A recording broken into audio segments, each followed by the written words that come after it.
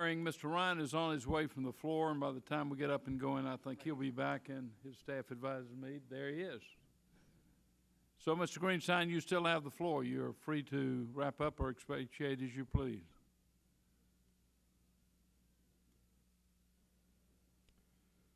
Well, I just had a couple of more points I will complete quickly. I was going to say that I very much agreed with a comment that David Walker made toward the end of his testimony, that the effort to deal with our long-term fiscal problem needs to be a comprehensive one.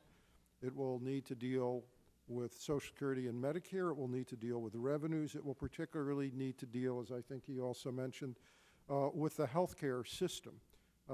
As I think Henry Aaron will talk about more in his testimony, the rate of beneficiary growth in Medicare and Medicaid for the last 30 years has largely tracked that of private sector health care. I don't think we can get there from here in terms of the long-term fiscal problems unless we can slow the rate of growth of health care system-wide.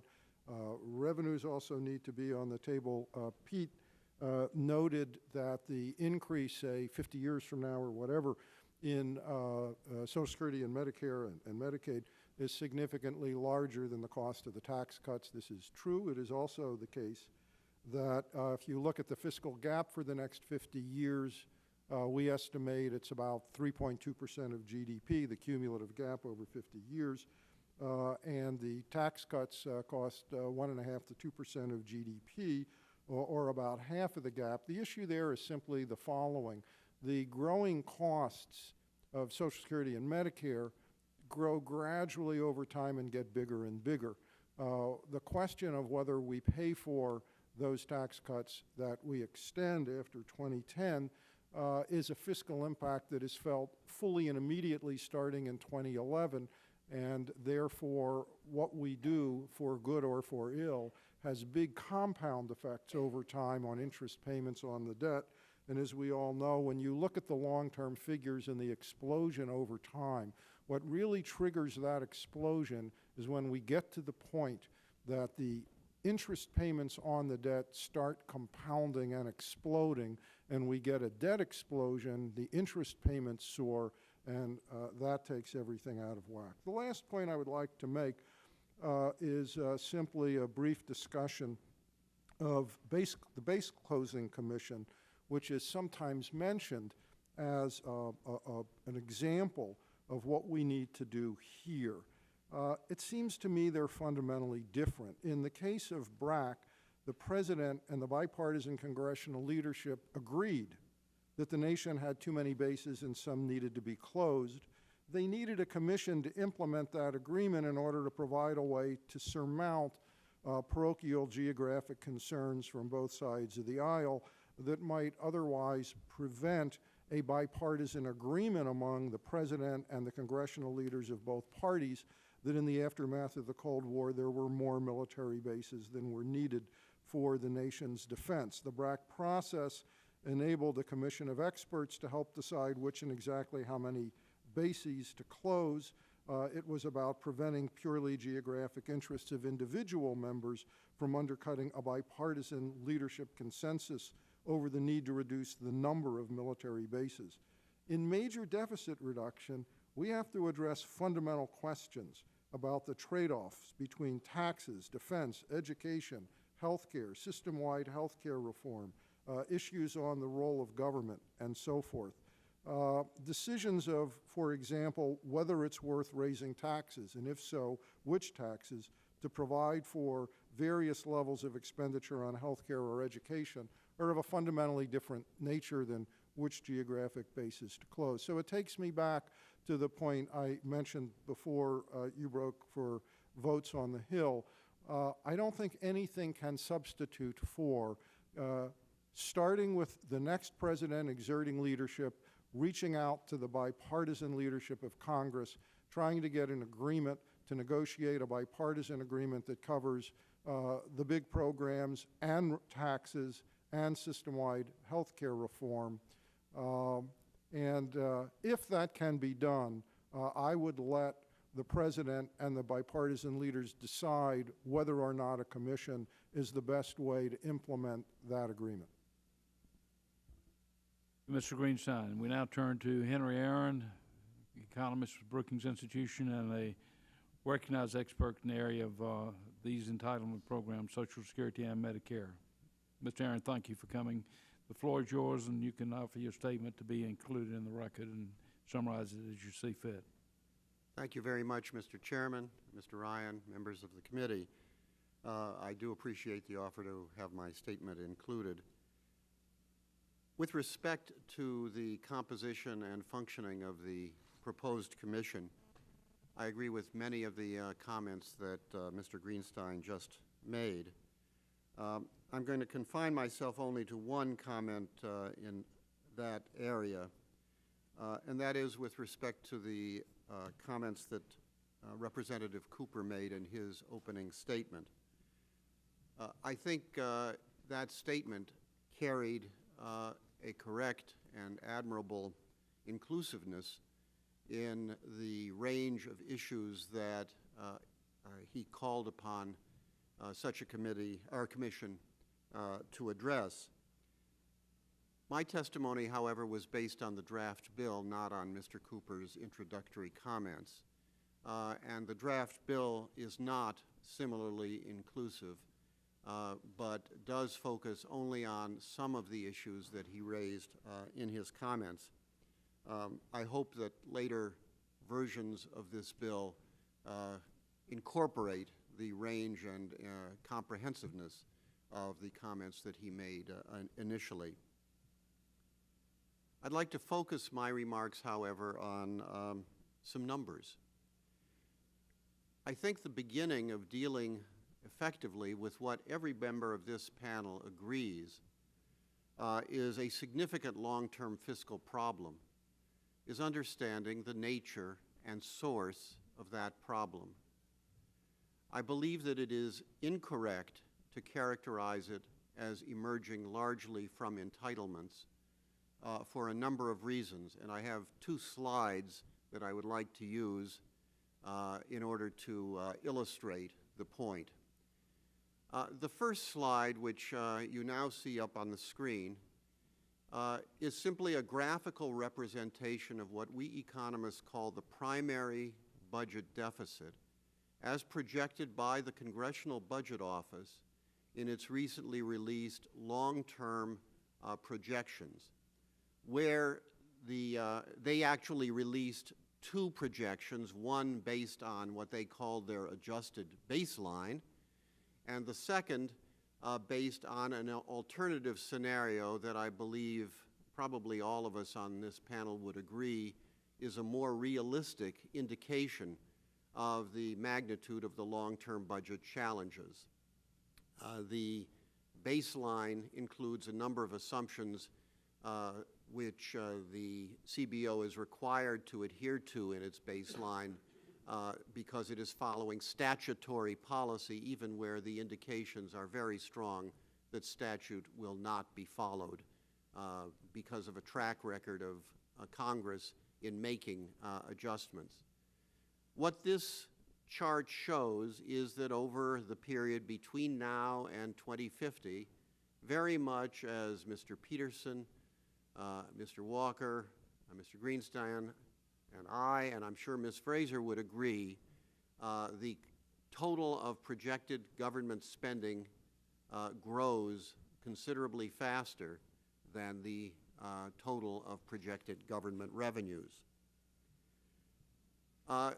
May I have the second chart?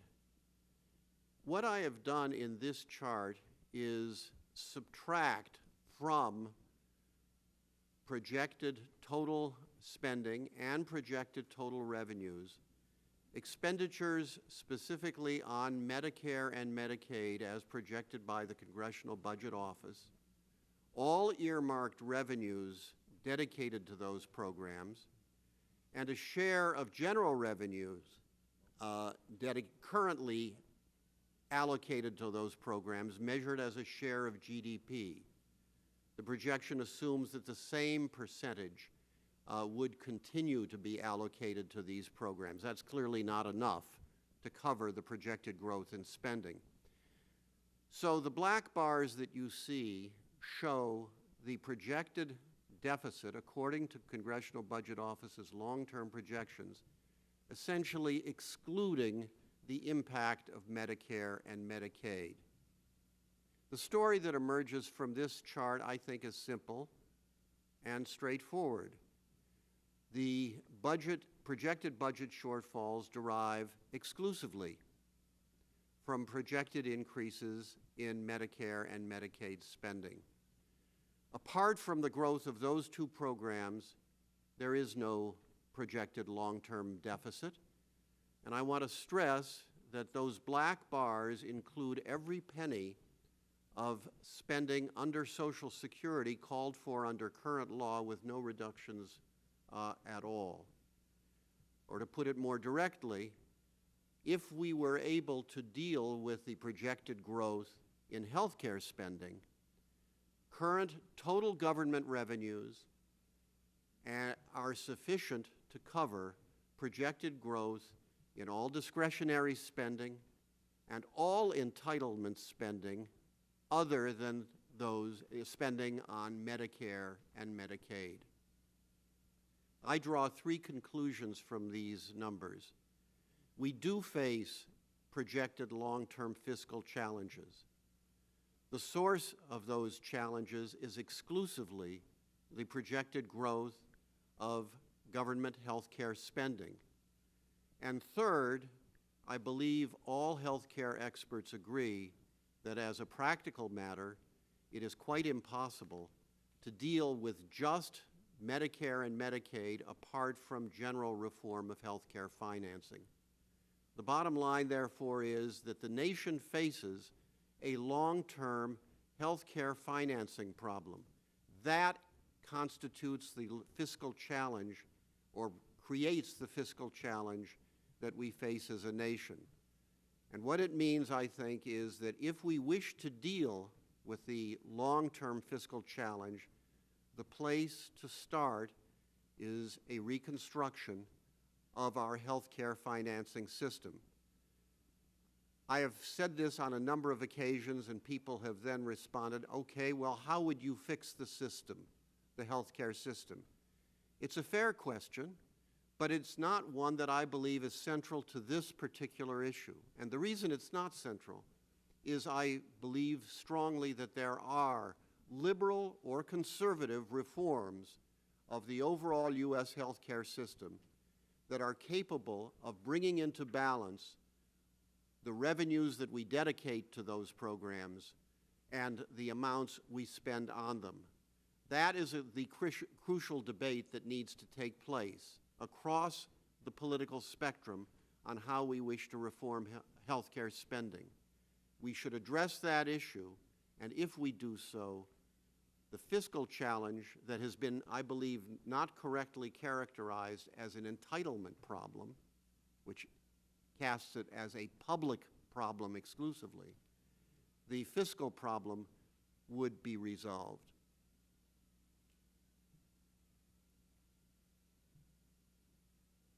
Thank you, Mr. Aaron. I was thinking that you were going ahead to build the structure. I was waiting for the next shoe to drop. Well, if you'll hold a hearing on healthcare financing reform, I'll be glad to testify too.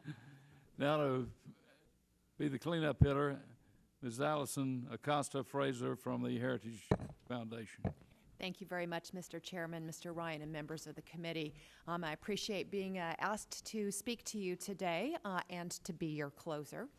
The challenge always with being the closer in a large panel is coming up with something a little bit different to say, so I hope I have some new things to share with you that other panelists have not. By and large, I agree with just about everything that was said earlier, with some few distinctions. But let me circle back to the entitlement challenge that we face. I believe that entitlement spending is a threat to the nation's growth. It's a threat to our prosperity and to our ability to perform in a global economy. This problem is not a partisan one. Indeed, it threatens priorities for the right and for the left, as less and less room is left each year in the budget. According to CBO, in a recent letter to Congressman Ryan, total federal spending will grow from about 20% of GDP today to 42% by 2050. And this surge is driven by entitlement spending for Medicare, Medicaid, and Social Security. So to be specific, total entitlement spending will grow from 8.4% of GDP to 18.6%, more than doubling, by 2050. That's before my 3 teenagers will be ready to retire. Entitlement spending alone will also exceed the historical level of taxation of about 18.3% of GDP. So clearly this spending is unsustainable. I think it's also interesting and important to point out that this same CBO letter explains and lays out the harsh economic consequences of not tackling the entitlement problem. So why the SAFE Act and why a commission? Solving entitlements, as you all know, is very difficult, and there are many, many considerations. Tough choices will have to be made. And as you know as well, the normal budget and legislative process for bills and proposals means that anytime a new one is dropped, every stakeholder, every special interest, and their lobbyists walk the halls of Congress. They visit you with 2 things in mind, either being held harmless by any legislation or to seek out a gain from legislation. So you really need something that is going to change the dynamics in order to make the tough choices necessary to rein in entitlements. One that will examine the problem holistically, balancing the needs of younger generations and older generations. So why is this really necessary? Now, setting aside Mr. Ryan's sweeping reform proposals, all other current legislative steps to rein in entitlement spending this year are quite likely to be overridden. We have the doc fix, which would result in savings on payments to physicians, whether you like it or not. It's something that's on the table. We have regulations tightening loopholes and abuses of the Medicaid federal matching system for states. And there's a competitive bidding for durable medical equipment, which would result in substantial savings to Medicare. All of those things are facing very tough votes indeed. And I believe that the SAFE Act would transcend these current legislative logjam dynamics in 2 key ways: by building public support for change and to forge bipartisan momentum for action. In the SAFE Act, I think there's 2 important elements of the defined mandate that will make this commission, or would make this commission, a success. That is, to consider and propose reforms to limit the growth of entitlements while strengthening the safety net to ensure that every American's basic needs, especially for health care, can continue to be met. And for tax reforms to make the system more economically efficient and to improve economic growth. So we heard a lot of talk earlier about everything needing to be on the table. I think this covers the gambit when it comes to entitlements. But I think there's one very, very important key feature of this commission proposal, and that's the feature of public engagement. So rather than sort of, closed-door negotiations, and this important element would hear the concerns of ordinary Americans across the country about the entitlement situation and be able to consider the changes that Americans are actually willing to make themselves in their lives to leave things better off for next generations. And to build on that, I'd like to depart a little bit from what my preceding panel members have discussed and talk about my experiences in speaking on entitlements as a member of the Fiscal Wake Up Tour. The Fiscal Wake Up Tour is sponsored, as you probably know, by the Concord Coalition, with participation from the Heritage Foundations and the Brookings Institution, and of course featuring my fellow panelist, former Comptroller General David Walker.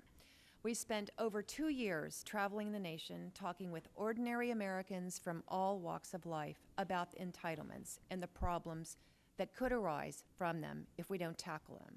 And we've been privileged to see some extraordinary lessons in how the nation, how these everyday Americans outside Washington view the problem and what they're willing to do about it. And the first thing that I really want to share with you is that each one of our audiences, no matter what city we go to, appreciates our respectful and frank bipartisan discussions that we hold with them. They appreciate different points of view and the steps that we've taken to work together towards a common goal. They are also stunned when they hear how high tax rates would have to be raised to pay for this spending. And they view this problem really more as a moral one, of leaving things better for the next generations, like our young person back there in the back, and less as an economic crisis. They don't feel that it's right. We heard Mr. Peterson talk about the $175,000 burden. They don't think it's right to leave that to our children and our grandchildren.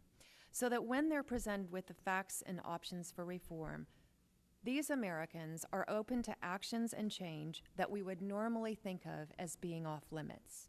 So I think there's tremendous potential for change. Americans in every experience that I've been on in the Fiscal Wake Up Tour and other experiences speaking on entitlements, Americans want Washington to fix this problem. So I believe the SAFE Act would build and capitalize on these experiences. The entitlement problem must be dealt with sooner rather than later. As David Walker says, and we've been on many, many speaking engagements together, we could give each other speeches, so I'm going to borrow a line from him.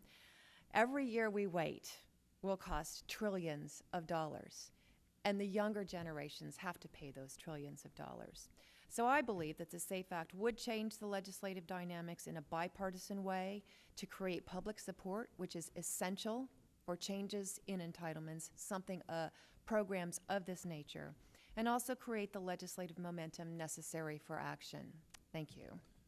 Thank you, and I'll yield to Mr. Cooper to begin the questions. Thank you, Mr. Chairman. I appreciate the testimony of the witnesses. There are a lot of vitally important issues to cover, but let me begin with Dr. Aaron's suggestion that perhaps we have a hearing on comprehensive health care reform financing. I would welcome such a hearing. I hope that this Congress in its waning days could start that debate. I personally am for the so-called Wyden-Bennett bill, a bill that has 14 Senate co-sponsors, 7 Democrats, 7 Republicans. It's been scored by CBO. It actually pays for itself. Now, this is a controversial bill, but at least it's the start of a debate, and it's bipartisan, and it's paid for. That's a pretty good place to begin the debate. But wherever we begin the debate, let's have the debate. The thing that's amazed Frank Wolf and me more about our bill than anything else is all we're asking to do is for a commission, which is essentially Congress, to punt on this issue. And this Congress is so timid, we're afraid to punt. It's a remarkable thing because I think we have amazing think tank consensus. You know, we've had the Fiscal Wake Up Tour, we have Brookings and Heritage in an unusual alliance. And today before us we have 2 of the few think tank people left in Washington who disagree with the commission approach or the need to deal with it urgently. Dr. Aaron says in his remarks that early action is not urgent but desirable. Well, I would like to ask Dr. Aaron, what early action do you propose? Let me begin by correcting a reference to Brookings and other organizations endorsing these positions. What has happened is that specific scholars at the Brookings Institution, by no means all, have participated in these events.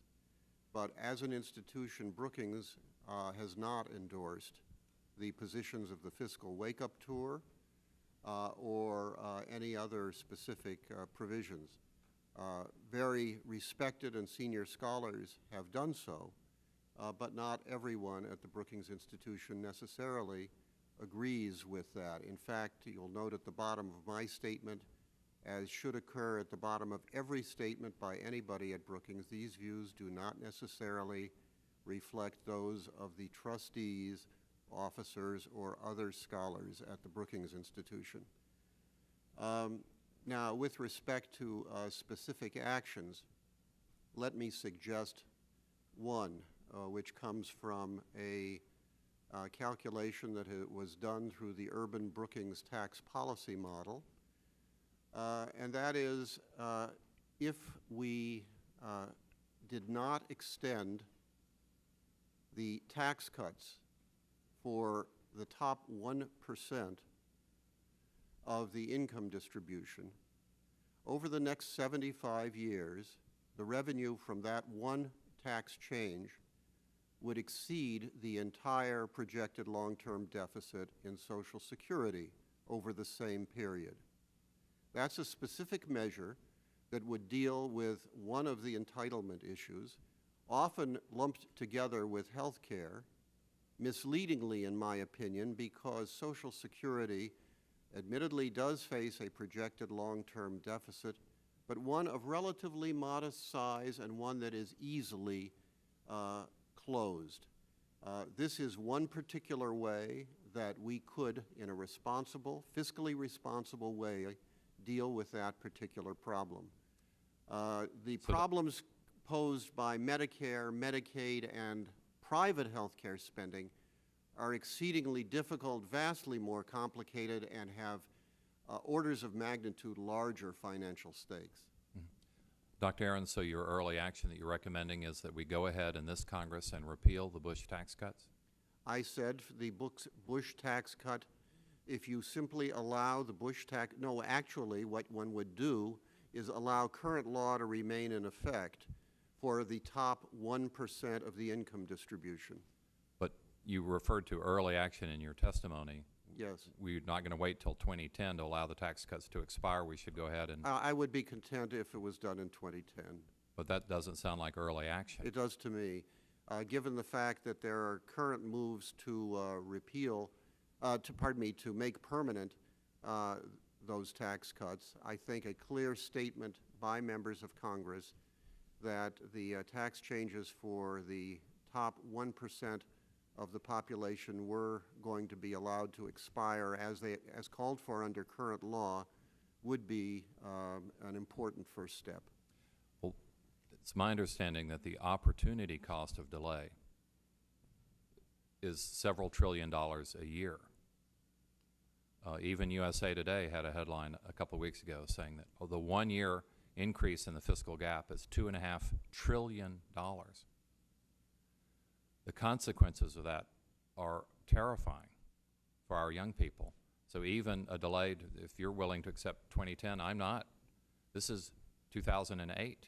Surely there's if you would something be we could do prepared, this year. if you think you can get a majority of both houses of Congress to act on that currently, that would be an admirable first step. The trouble is no one is proposing anything, with the exception of our friend, Mr. Ryan.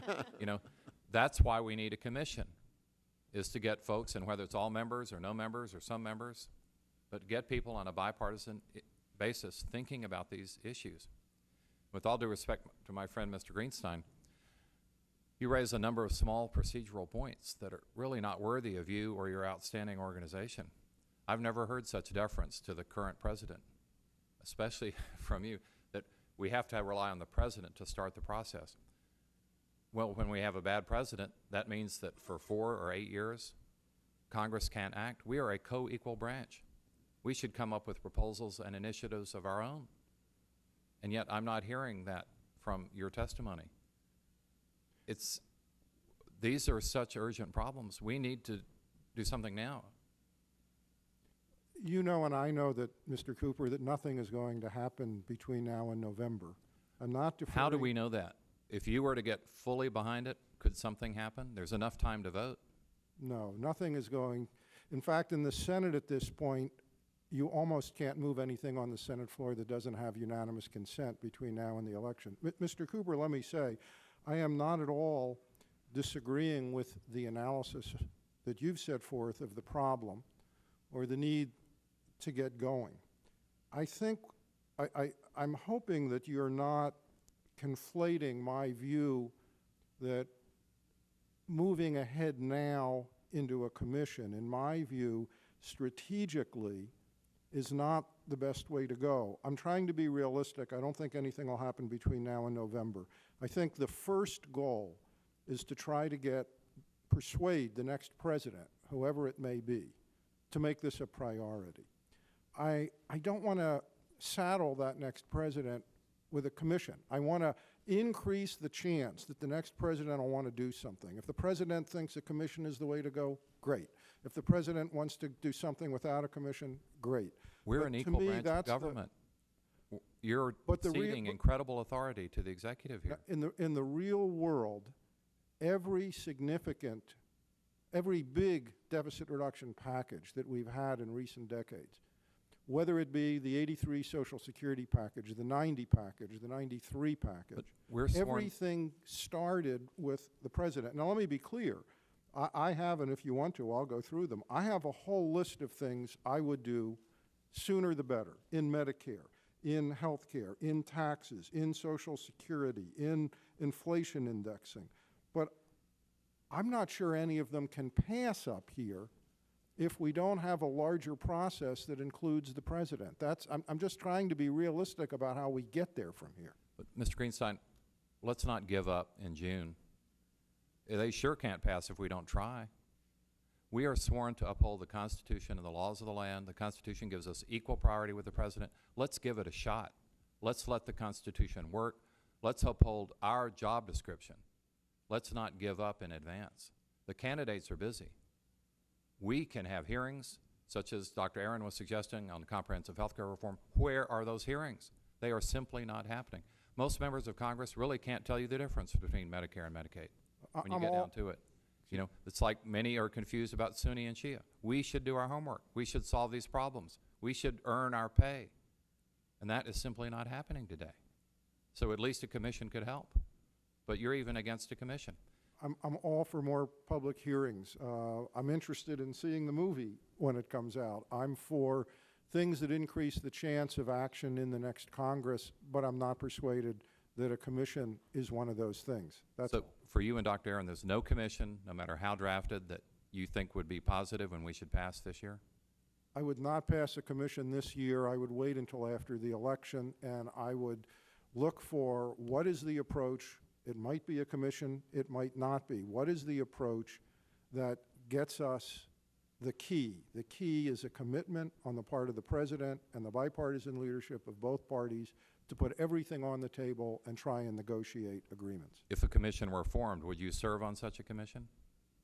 If I were asked to, certainly, as I did in 1994. Even though you're opposed to a commission, you would still serve on it. I think my record is pretty clear in rolling up my sleeves and trying to help. And basically, normally when we were talking about this during the break, my role has sort of been, whenever an effort comes along, to try to help bring people who are more philosophically policymakers where I am to agree to changes that might need to be made in various programs in return for larger changes in other areas, revenues, and so forth. So you'll join in the debate, but you won't help start it. Mr. Cooper? I like to think that what the Center on Budget and Policy Priorities has been doing for years and is doing now, including issuing reports warning about the dire long-term problem, is contributing to that debate. Mr. Cooper, got to move on. Could I just Dr. add- Aaron wanted I to just wanted respond. to Oh, I add beg one your thing. pardon. I think that what the position that I would support is precisely the one that you've articulated, that you and the president are co-equal branches of government, and that for that reason, both need to act together for effective action. Mr. Ryan. Thank you, Chairman. First of all, thanks for doing this hearing. And Mr. Cooper, I enjoyed your line of questioning. When I took this seat back in the beginning of this session, I decided to work with this brilliant staff we have here to just try and come up with a plan to fix it.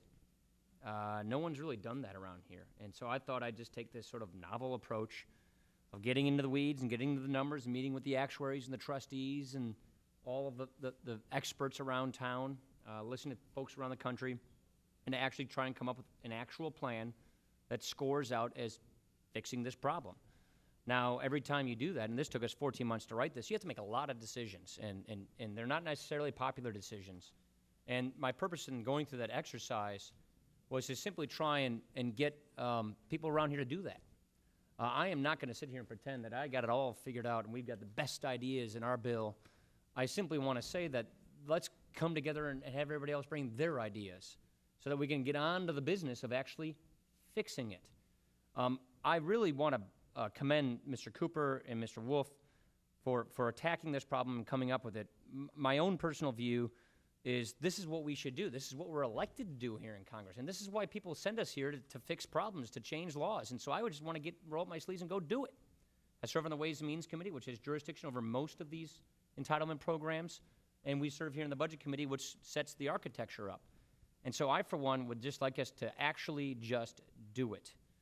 So now we find ourselves with this political system we have today, this political gridlock, and like Winston Churchill said, democracy is the worst possible form of government except for all other forms of government. So the question I guess we have is, how do we get ourselves off the dime and how do we get moving on this stuff? So that's the frustration, but I think by throwing plans out there, we can probably advance the ball. Welfare reform is one of those issues I look at, which back in the early 90s was considered just undoable, impossible. In Wisconsin, we started it in 1992. It became a success story. In 1996, we got welfare reform. People may disagree with whether that was the right thing to do or not, but it was a huge change to entitlement law. I liken the moment we are in today to maybe perhaps that moment we were there then, that if we begin to come up with ideas and work on these things, propose solutions, enough of us bringing our solutions to the table, and perhaps we'll actually start solving problems. So let me direct my questions to each person based on their testimony. And I'll start with you, Mr. Peterson. You mentioned, obviously, you've been writing about this challenge for at least 2 decades. And you are now dedicating most of your life and a lot of your resources to trying to educate the public to act, to get Congress to act on this. What's the plan? What's the secret? What's the idea? What is in your opinion, with all of your experience, what do you think it's going to take to get us here in Congress to actually act and to work on this and get this done? Well, I think from actual experience, I know what it's not going to take. I served with Bob Greenstein on the Kerry Danforth Commission, and I found it immensely sobering that even though we had a bipartisan staff, 20 members of the Congress and 11 of us in the private sector, and at the end of looking at the problem without getting to reforms, there was, Bob, I believe, unanimity, quote unquote, that the entitlement programs were A, unsustainable, and by the mid-20s, as I recall, would consume all or most of the budget, that and interest. You would have thought that having said it was unsustainable, we could get some agreement on what to do about it. The 2 chairmen, you may recall, Bob, put off the reforms until after the election rather than before. That's my recollection. We could not get agreement, I don't think, except for Chairman Kerry, for any specific proposals by the sitting members of Congress. Is that correct? And all of the agreement was from people like himself and myself. That was a very sobering experience that I had there. Now, we're starting out on a very daunting task. I was presumably educated at the University of Chicago, and we had a Nobel Prize winner named George Stigler, who once said, if you have no alternative, you have no problem. He did seminal work on barriers to entry, if I recall. What? He did the seminal work on the barriers to entry. He did. Yeah. Great economist. I thought about having all this money and being deeply concerned about the future of this great country and doing nothing. So our first task, I think David would agree, is to do everything we can to educate the public. Because if the public, for example, really believes that the Social Security system, to take one example, is solvent for 40 or 50 years, we can't expect them to take this issue separately.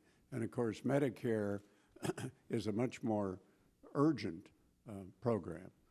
So as with the film, as with major efforts among the young, we're going to try to figure out how to motivate these people.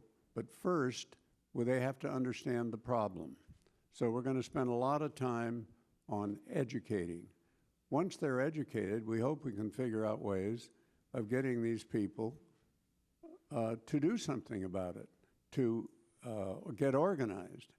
Because I hope I'm not being unpleasant to the Congress, but I had an experience way back on the Peter Grace Commission of looking at the indexing system that was used on, of all things, congressional and public retirement plans, which were far more generous than was true in the private sector. I went to visit a congressman who was a leader in the budget committee at that point, and I laid out what the problem was in the proposal. And he says to me, calls his assistant in, and said, Shirley, why don't you bring in all the letters that we have gotten that propose leaving the current indexing system the way it is? And this person said, you mean all of them? She said, yeah, just bring in the most recent one. She comes in with an armful of letters. Then she says, I wonder if you could bring in for Mr. Peterson letters supporting the proposal that we change the indexing system. And the assistant said, we never get any letters like that. So in our naive view, you might say, until those of you in Congress are exposed to some public education and public support with a lot of letters and a lot of voting and a lot of lobbying or whatever you call it, it's going to be very difficult to make any progress. So we're going to spend a great deal of money and time trying to educate and activate the public, putting major, major emphasis on young people because it's their future. I appreciate that. That's my view as well. Most members of Congress, speaking just myself and a political observer, don't want to do something that risks losing their job. And so therefore they don't propose these kinds of changes. And until it becomes risky to lose your job by not reforming these things, then the reforms probably won't occur. David, obviously you've done the fiscal wake-up tours. You're coming to Milwaukee next week. Give us a sense of the price of delay, the cost of delay. What happens if we just kick the can down the road 1, 2, 3, 5 years? Give us why the sense of urgency and the price of delay. As a certified public accountant, among other things, I'm reasonably proficient at math. And when you look at discounted present value dollar numbers, which is the way that a CPA would look at something, economists typically look at percentage of the economy, actuaries might look at percentage of payroll. We're in a $53 trillion hole as of last September 30, 2007. And by the way, that's in the financial statements of the United States government, and by the way, that's in here. That hole is primarily comprised of unfunded obligations for Medicare, $34 trillion, and somewhat less than $7 trillion for Social Security. That $53 trillion grows by $2 to $3 trillion a year by doing nothing. And in my opinion, the biggest deficit this country has today is a leadership deficit. And the simple fact of the matter is that Washington is dysfunctional. And based upon my experience going around the country to more than half the states and 40 to 50 cities, the people are tired of the status quo. And the fact is, it's unacceptable, it's unsustainable, it's threatening the future of our country and our families. And the simple fact is if you don't propose a plan, whether the plan is a plan like yours, or the plan's a commission, which is more of a process, and I agree with Bob, by the way, that it would need to be implemented next year with the support of the President and bipartisan support of the Congress if we're going to have it for it to work. If you don't support something, you're tacitly supporting the do-nothing plan. And the do-nothing plan threatens the future of our country and our families. It's as simple as that. Bob, you've been here many times. Your group advocates certain kinds of spending, domestic spending. Wouldn't you agree that if we do not address this issue of the large entitlements, that it crowds out all the other kinds of spending programs that you so passionately advocate for here? Let me say several things. First, I certainly agree, as I testified, that the sooner we get going, the better. I wanted to clarify one number that's being used, this notion that there's a couple $1 trillion cost for each year that we don't act. As David mentioned, that's a net present value 75-year number. The net present value 75-year size of the economy is $500 trillion. In other words, we need to be careful not to compare the $1 or $2 trillion cost per year of not acting to the current GDP of $14 trillion. It has to be compared to the total net present value GDP over the next 75 years. Would you not agree that the portion of the increase is on an accelerating slope? It's definitely on an accelerating slope. Basically, it's not that big a deal whether we act this year or next year. or even a year after that.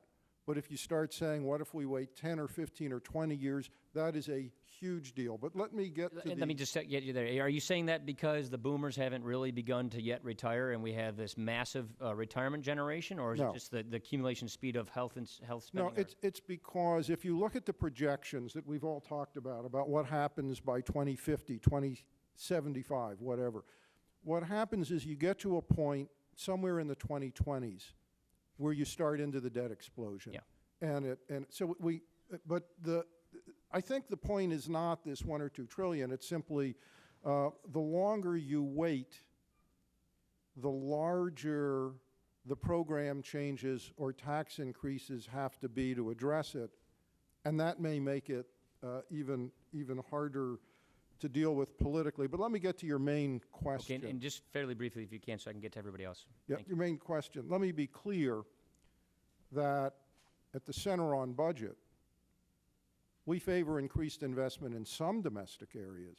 We favor significant savings in other spending areas. And the key, I think, is we are not going to make progress on this problem, Congressman, I think, until, as in every past successful major deficit reduction package, 83, 90, 93, we have to have both the program side and the revenue side on the table. I'm for adopting virtually all the MedPAC recommendations, Medicare Advantage and others. I think we ought to look seriously at proposals from your side of the aisle on raising premiums in Medicare for more affluent beneficiaries. I think we ought to look at the way we index both Social Security, other benefit programs, and the tax code. There are a variety of farm price supports. I'm very much for looking at things on both sides. Could I just say in that regard that I'm actually concerned about whether the plan you put forward moves us forward or maybe moves us backward. And what I mean by that is the following. As I understand your plan, it basically roughly doubles the size of the Bush tax cuts. The Tax Policy Center estimate indicates that even under dynamic scoring, its cost is $5 to $6 trillion over 10 years, and that the average tax cut for the top 0.1% of the population is over $500,000 a year. Now, when you do that, your hole gets bigger. Let me get you there. First of all, that's an inaccurate analysis, I'd say, number one. Number two, it presumes the baseline with the AMT going into it, that we're growing up to 24% of GDP on revenues, and anything shy of that is a big quote-unquote tax cut. It's a different type of logic stream that I just don't share. If you want to use the baseline that assumes all the tax cuts are made permanent, it's still several trillion over that baseline. And the average tax cut of $545,000, according to the Tax Policy Center, for the top 0.1%. The AMT has almost nothing to do with it because people in the top 1% don't pay the AMT. My point, though, I don't want to argue the specifics. Here's my larger point. Under your plan, because the tax cuts are bigger, the spending cuts have to be bigger. You have about a 70% reduction by the 75th year from baseline in Medicare and Medicaid, and most striking, for everything outside Social Security, Medicare, and Medicaid. Okay, let me get you there because I want to get on to this next one. Here's my bottom line. Yeah, go ahead. We're going to make progress when people on your side of the aisle put out plans that include increases in revenues, and people on this side of the aisle put out plans that make changes in Medicare and Social Security. How would you feel if the other side of the aisle put out a plan that doubled Social Security benefits and then closed the entire gap through tax increases? So that's my concern.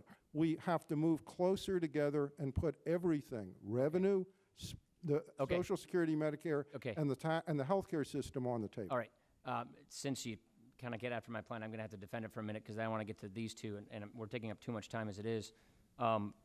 My goal, using Treasury's model, OTA, static analysis, not dynamic scoring, was to plug the loopholes in our tax code, which go to the top tax bracket payers themselves, broaden the tax base, and clean up the way we tax ourselves so that we can win in this era of globalization, in this era of global economy. What I propose is to keep our tax burden on the American economy roughly what it has been over the last 40 years, 18.5%. You have a problem with that. I understand that. We have a disagreement on that. It's my belief that if we start exceeding going above 20% of GDP, that there is a wealth of empirical data that shows that economic growth dissipates, that standards of living begin to go down. You don't agree with that. I understand that. But it's my intention to keep our revenues roughly where they are today. Now, I'm not talking about cutting taxes. I'm talking about keeping them where they are as it relates to our economy's ability to pay it, but taxing ourselves more intelligently so that we can do well in the 21st century, so we can get the next generation a higher standard of living and good positive economic growth. I would argue that the way we tax ourselves is very unintelligent. It's literally shifting jobs and capital overseas. We need to reverse that. But yes, we do have to attack the spending side. It is the spending side of the ledger that is the biggest culprit here. You simply can't tax your way out of this. Don't ask me, ask the Congressional Budget Office, ask the GAO, ask anybody, any other nonpartisan, ideological institution. They'll tell you spending is the biggest culprit here. That's why I borrowed a lot of ideas from Democrats to put this bill together. Means testing, social safety nets, high-risk pools, all ideas not from my side of the aisle, from the other side of the aisle, in an attempt to try and bridge this gap. So I think you might want to take another look at our plan. But let me move on just very briefly, if you could, Dr. Aaron. Give us just one, real fast, what would be a good way to tame the inflation in health care? What would be one of the things we could do to address the root cause of health inflation? And then Alison, I'll just ask you one real quick question, if you could. Budget process. You're an expert on budget process reforms. Give us just one or two very fast ideas on what we ought to do to the budget process here to bring more integrity to it and more discipline to it. Thank you. I would like to say just a very few words about the question that was on the table before. I think there are three things that are necessary for us to begin to make progress overall. The first is what Mr. Peterson stressed, education. That education does include measures to improve our understanding of what works and what doesn't in the healthcare area. Our ignorance is appalling. Our failure to invest a small percentage of what we spend on healthcare in discovering what works and what doesn't is a criminal dereliction of responsibility. If you're looking for something to do right now, Mr. Cooper, that would be as important a step as one could take. The second step that's necessary for progress is presidential leadership. This is not an issue on which significant progress will be made with the best intentions in Congress without presidential cooperation. Give us the best idea on attacking the root cause of health inflation. I will. And I want to say there are two things that I think members of Congress have to do to make things happen. The first would be on the Republican side of the aisle. Every member should rescind the pledge not to vote for any tax increases, and on the Democratic side of the aisle, every member should rescind what may be an implicit pledge not to cut spending on entitlement. I want to be deferential to my colleagues here, so if you could please answer the question very quickly, I'd appreciate it. The specific step I already did. I believe the most important step to be taken right now is to invest 1 or 2% of healthcare spending in an aggressive effort to determine what works and what doesn't in the way of healthcare spending. Until that information is available, no organizer, private or public, is going to have the basis for saying we are doing too much of this to a physician who believes strongly in the desirability of those actions. We have historically set up different agencies, told them to go out and do exactly what I've just said, and as soon as they've done it, various pressures have been brought to bear which have undermined the continued investment in those studies.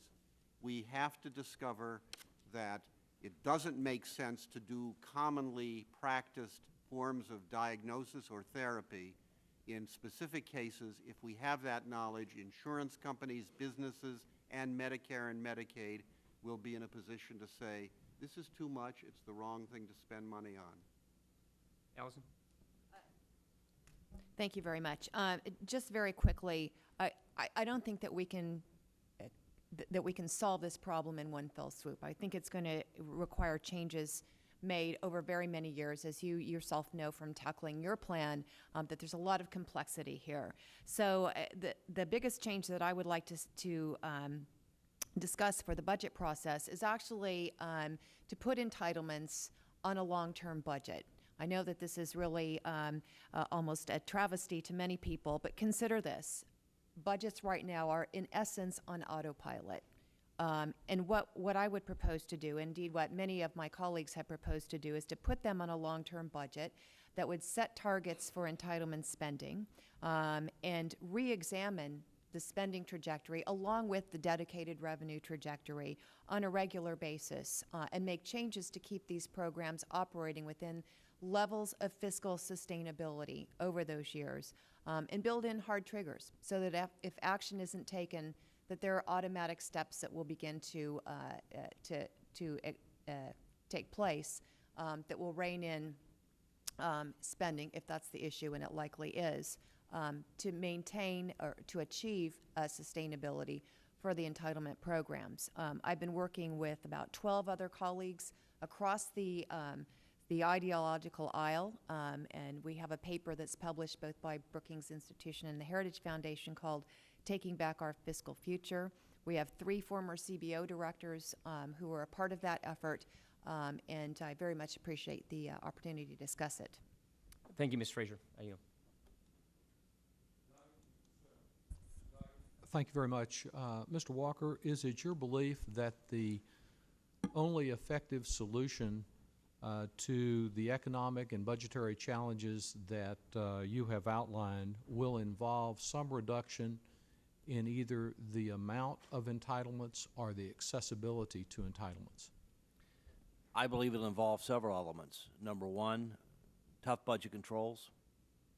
Number two, restructuring entitlements, which would include reducing the current commitments in some way to make them affordable and sustainable over time, and also targeting taxpayer subsidies. We have middle and upper class welfare in Medicare.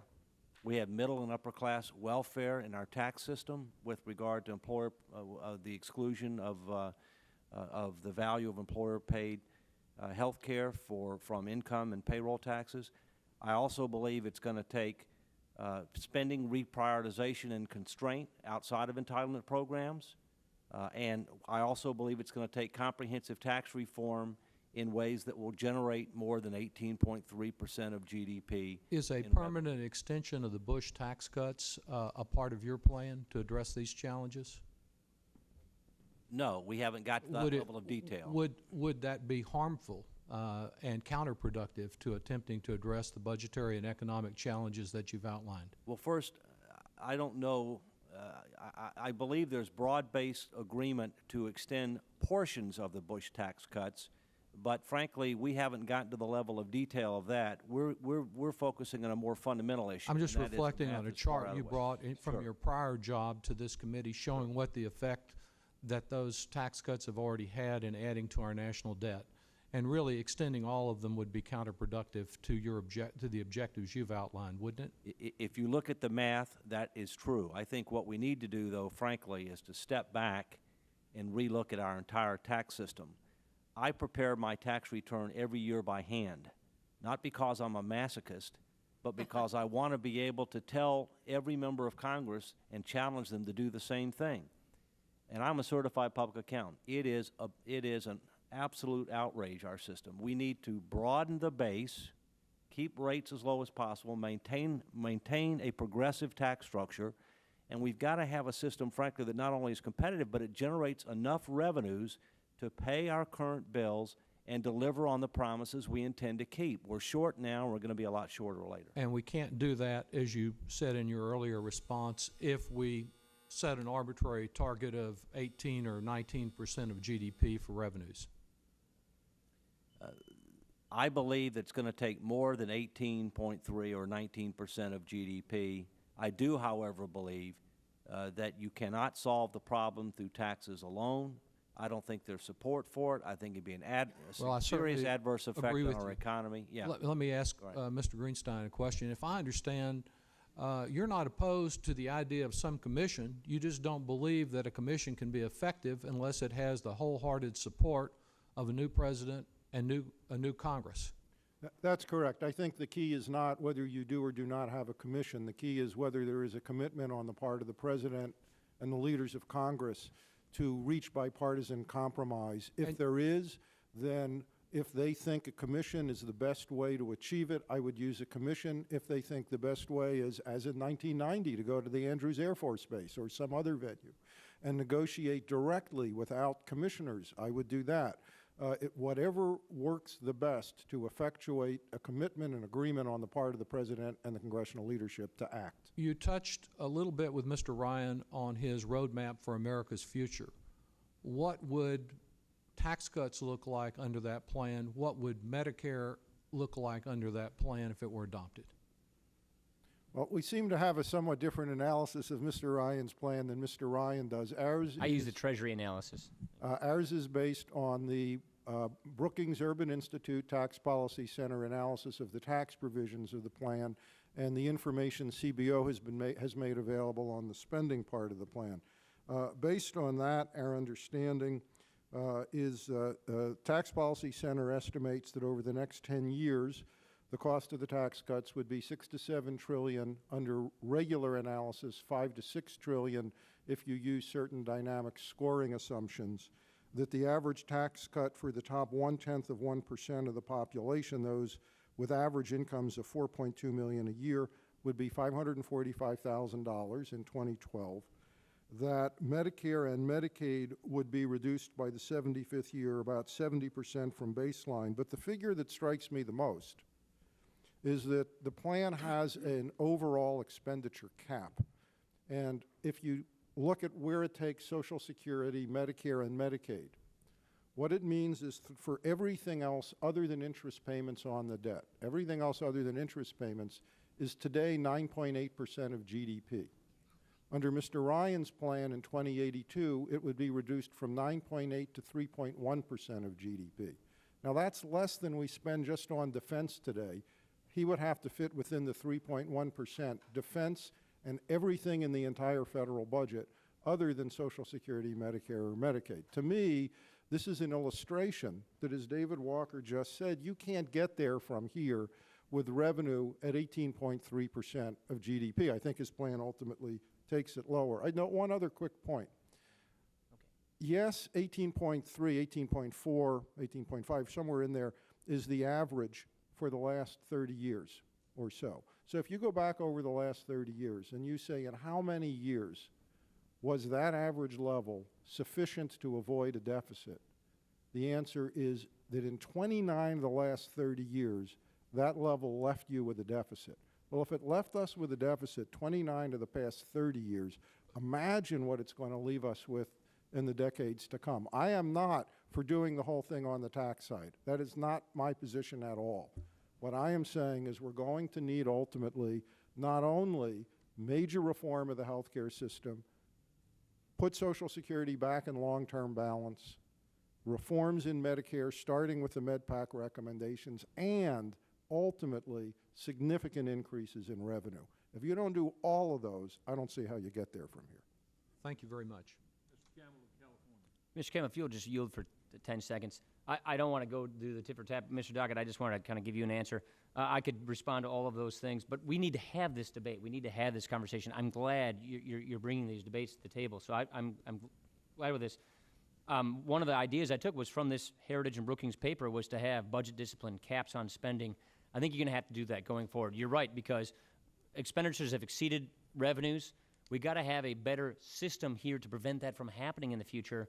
That's why I think you have to have some hard caps, hard decision-making being forced upon Congress as time goes on.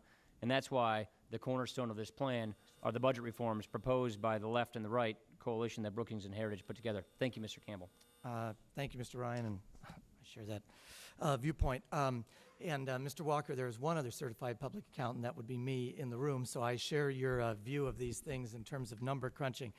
But let me say this, if this is a football game, and if we define a touchdown as we've solved the problem, right now we are losing ground. We're running plays and we're losing 2 or 3 or 4 yards of play. And it's not just because we're not doing anything. We're actually, in fact, moving away from the problem. One of the things that isn't being talked about very much right now is that it looks like our deficit for this fiscal year in which we are currently engaged is going to be perilously close, if not over, $500 billion. $500 billion. The Appropriations Committee last week released 12 appropriations bills that increased spending by 7.7%. If you then take the entitlement growth projected at 5.2% and the fact that revenue right now is flat because of a economic doldrums, we could be looking at a $700 billion deficit next year. Not 20 years from now, not 30 years from now, next year. So with all of the entitlement things looming, right now what we're doing in this Congress and what we're doing around here is actually making the thing even worse day by day. We'd almost be better to do nothing than what we're doing because we're continuing to make things worse and worse. And one thing, Mr. Greenstein, when you talk about, and Mr. Aaron, when you talk about presidential leadership, as big a problem as this is right now, both the deficit and add the looming entitlement crisis to the deficit, are the presidential candidates talking about this? The ones that are, I don't see a lot of from either of the presidential candidates, forget the current occupant of the office, but we're all talking about like things are going to change in 2009. Well, I don't see either one of them out there doing it. Now, I support Mr. Ryan's American roadmap, and Mr. Greenstein, you may have problems with it, but I tell you what, right now, if we want to stop going backwards, the first thing we have to do is legitimize in this Congress and in this political system, legitimize proposals to deal with this. Comprehensive proposals. They're all going to include some things that a lot of people don't like. But we have to first engage, I think, and make it okay to have the debate.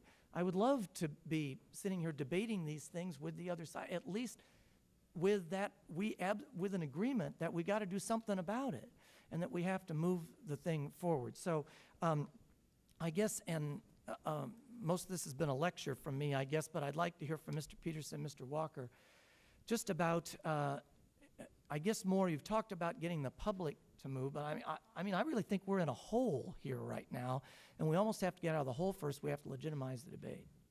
Well, it may be presumptuous to make this suggestion to you people who've had much more experience than I, but I find something very ironic. We passed the Sarbanes-Oxley bill that required corporations to have full disclosure of their liabilities on their balance sheet and to charge off in a given year whatever the earnings implication would be. I find it very ironic that nowhere in the current budgets do we see any reference to what it would cost to fund these programs. So I've kind of wondered if it's okay to require public corporations to fund their pensions over, I believe, a maximum, or 30 years, is it, under ERISA. Why wouldn't the same thing apply to the people that instituted that legislation? And if you were to do that, I think you add about $1.5 trillion or more to the annual budget deficit. And were you to do that, it would help achieve the education that I'm talking about. Because at the present time, the public doesn't understand the implications of these long-term unfunded promises. And sir, I couldn't agree with you more. And one other thing to mention is this problem is not limited to the federal government. In my home state of California, we have a number of local agencies, school districts, water districts, cities that are actuarially bankrupt if you were to use what is required of private companies in accounting to account for their unfunded and unrecorded pension and health care liabilities. Mr. Walker? A couple things. And First, my time is up. The deficit's actually worse than you said, because if it's over $500 billion, that's just the operating deficit. Pardon me, that's just the unified deficit. Add another $185 billion for the Social Security surplus that's gone, is spent, and has been for years. And this is before boomers retire. Last thing, in addition to trying to educate the public, we have a number of specific efforts targeted towards the presidential candidates. And we've been in touch with the presidential candidates' economic advisors. We intend to do a number of things that are designed to raise visibility and enhance accountability on a nonpartisan basis to both of the major presidential candidates on these issues. Thank you. Thank you. My time is up. 2 votes on the floor right now, one with 4 minutes and 19 seconds. And could I ask our panel if you could stay with us? If anyone needs to leave, I hate to impose upon you our crazy schedule, but it's the nature of this operation. If anyone needs to leave, please, thank you for coming. We very much appreciate your participation. Otherwise, Javier, would you come back? Okay. Dennis, you come back? Mr. Hensling, did you want to ask questions? Is that agreeable with the panel? Thank you very much for your forbearance. What do we do about lunch? We'll be out of here by 1, and then we have between 1 and 2. We don't have another. Can we eat here? We could try to go grab. I don't think they're going to be gone that long. Let me go ask Tom and find out. I thought he said he only had 2 votes, so it shouldn't be.